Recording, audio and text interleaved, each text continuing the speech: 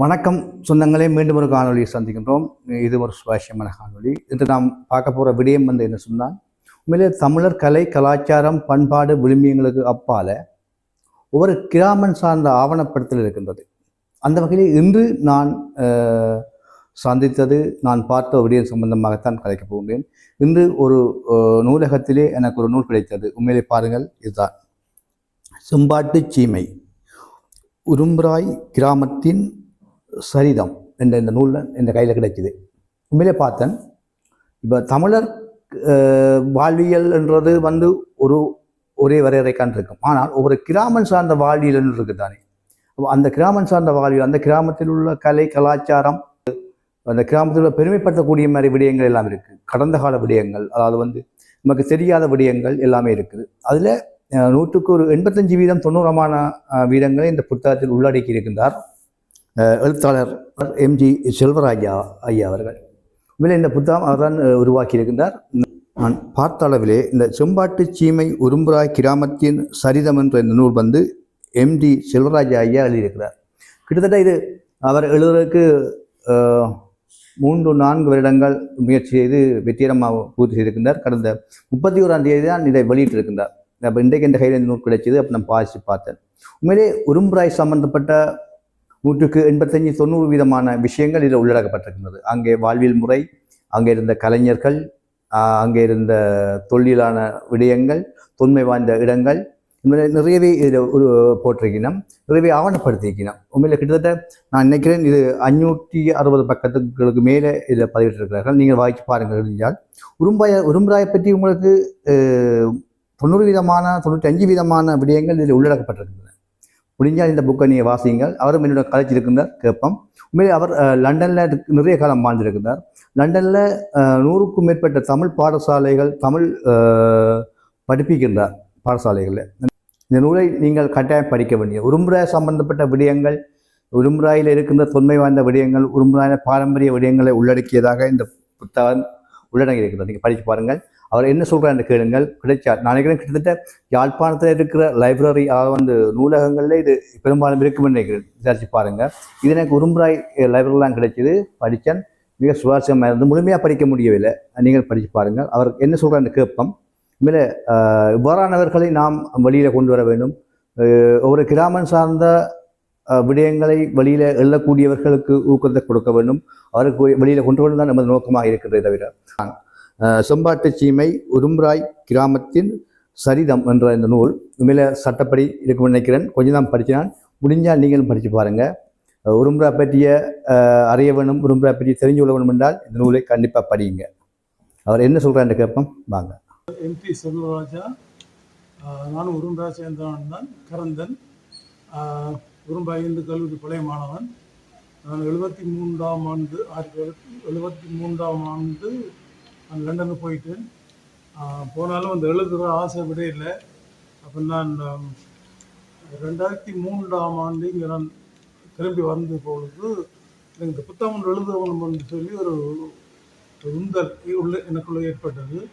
அந்தவுக்கு நான் இந்த ஃபோட்டோகிராஃப்ஸ், இந்த பைத்தியம் ஃபோட்டோகிராஃப்ஸும் கொஞ்சம் கூட விருப்பம், பைத்தியம் என்று சொல்லலாம். அங்கே நான் படங்கள் சேகரிக்க ஆரம்பித்து ஆக்கள் பற்றிய விவரங்கள் எடுத்து 23 வருடம், கிட்டத்தட்ட 175 பேருடைய விவரங்கள் இந்த புத்தகத்தில் இருக்குது. புத்தகத்தில் 624 34 பக்கங்கள், கிட்டத்தட்ட 700 ஃபோட்டோஸ் இருக்குது. எனக்கு புறம்படை தந்தவர் குமரன் பிரிண்டர்ஸ். அவருடைய அப்பா சேனா கணேசலிங்கன் உரும்பராய் பிறந்தவர், சிறந்த உலகம் போற்றக்கூடிய ஒரு எழுத்தாளர். அவர் இப்போ கடைசி காலத்தில் இந்தியாவெல்லாம் வாழ்ந்தவர். அவரை பற்றியெல்லாம் இருக்குது. அவர் தான் இந்த குமரன் பிரிண்டர்ஸ் ஆரம்பித்தவர். அவருடைய மகன் குமரன் தான் இப்போ நடத்துகிறார். கொடுத்தே 2 வருஷம் ஆயிடுச்சு. அவர் புத்தகத்தை தான் வடிவாக செய்தார்கள். அண்ணா விடுங்கோ, நான் உங்களுக்கு வடிவாக செய்தாருன்னு சொல்லி 1 வருஷம் எடுத்தது அவருக்கு உரும்பராயை பற்றி எழுதணும் மட்டும் விருப்பமாக இருந்தது. இதில் பார்த்திங்கன்னா இங்கே பாஸ்ட் அண்ட் ப்ரெசன்ட், இப்போ இருக்கிறாக்களும் இல்லாதாக்களும் முந்தைய வாழ்ந்தாக்களும் அவையை பற்றி விவரங்கள் நிறைய இருக்குது. இயலக்கூடிய அளவு கூடிய எடுத்து எழுதியிருக்கின்றேன். ஆனால் இதில் சில பேர் கட்டாயம் விடுபட்டிருக்கும். அடுத்த பதிப்பு ஒன்று ஒன்று இருந்தால் நிச்சயம் அதில் நாம் சேர்த்துக்கொள்வோம். நீங்கள் வாசகர்கள் தான் அதை வாசித்து கருத்து சொல்ல வேண்டும். இந்த புத்தகம் எழுதும் பொழுது எனக்கு பலர், நான் Canada, America, UK, Urumpirai, Australia, Europe எல்லாம் இருந்து உதவி செய்தார்கள். நான் ஒரு கொஞ்சம் குறிப்பாக வச்சுருந்தேன். இங்கே இலங்கையை பொறுத்தளவில் எனக்கு இவர் சிறையாந்தன் பக்கத்தில் இருக்கிறவர். அவர் தான் இந்த புத்தகம் எழுதுகிறேன் தெரிஞ்ச உடனே 22 வருஷம் நாங்கள் அவரை அந்த ஒரு Zoom மீட்டிங்லாம் சந்தித்த பொழுது எழுதுறேன்னு சொன்னோடனே அவருக்கு மிகவும் சந்தோஷப்பட்டார். அன்று பக்கமாக நான் சொல்லாமலே பல இன்ஃபர்மேஷன்லாம் எடுத்து தந்திருக்கிறார். யாரை பற்றி கேட்டாலும் சொல்லுவார். அவருடைய பெயர், விவரங்கள், பிறந்த நாள், இத்தனை சகோதரங்கள், இப்போ என்ன செய்கிறார் எல்லாம் சொல்லுவார். அது இந்த அவரை சந்தித்த பிறகு இந்த புத்தகத்தில் போன பாதை வந்து மாறிவிட்டது. வேறு பக்கமாக நல்ல பக்கமாக மாறிவிட்டது. எல்லாம் ஒரு முறை பற்றியது தான் இந்த மக்களோட வாழ்க்கை முறை.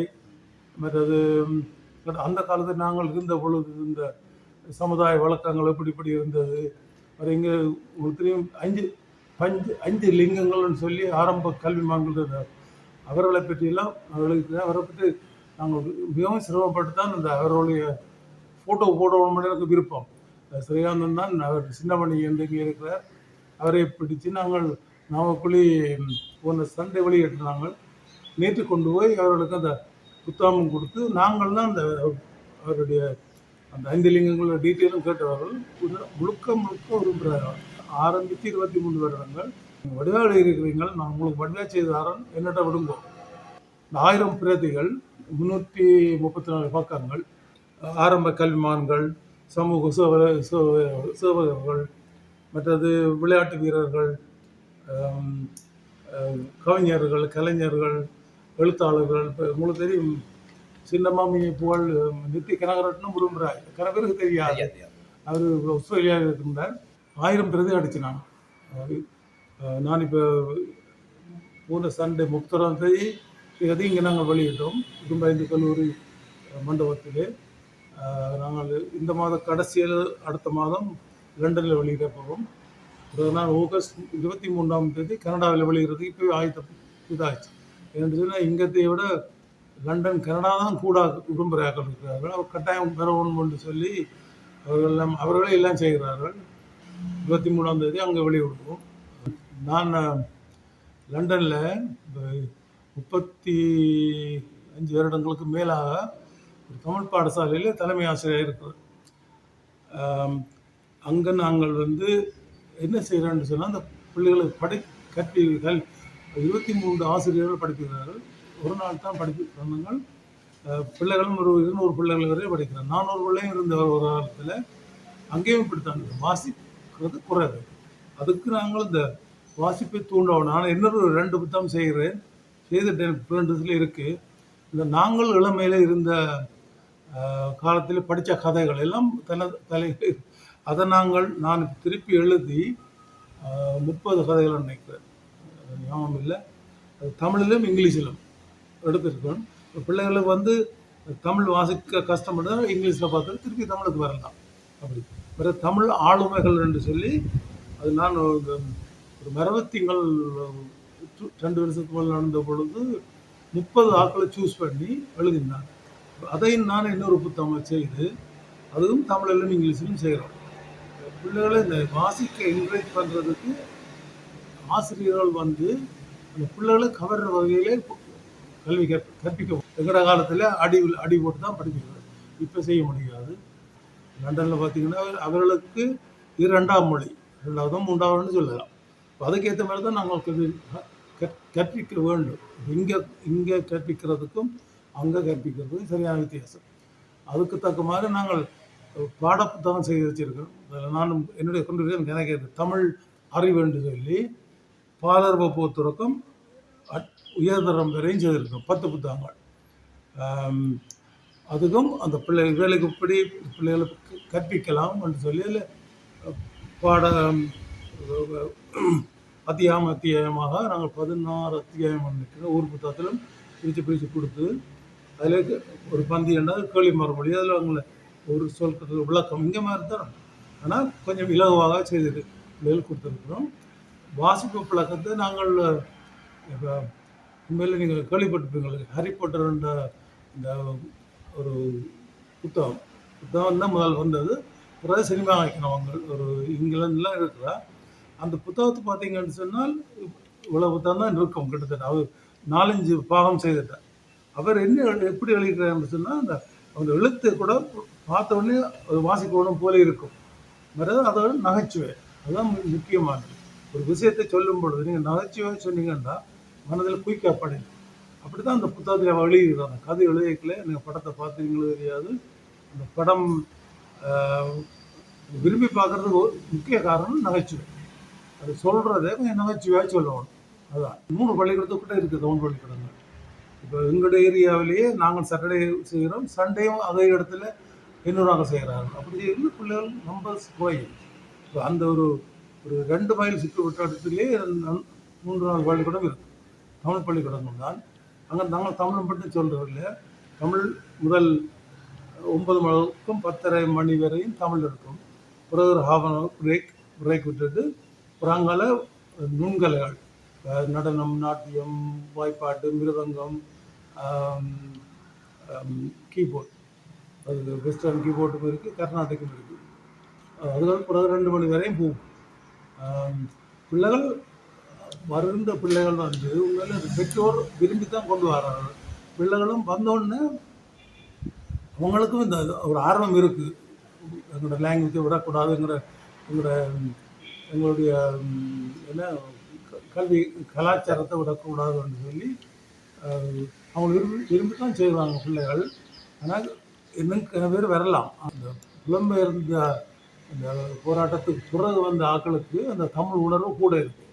இப்போ அவர்கள் வந்து அங்கே இங்கத்தைய மாதிரி அங்கத்தை நிகழ்வுகள் எல்லாம் இருக்கட்டல்ல.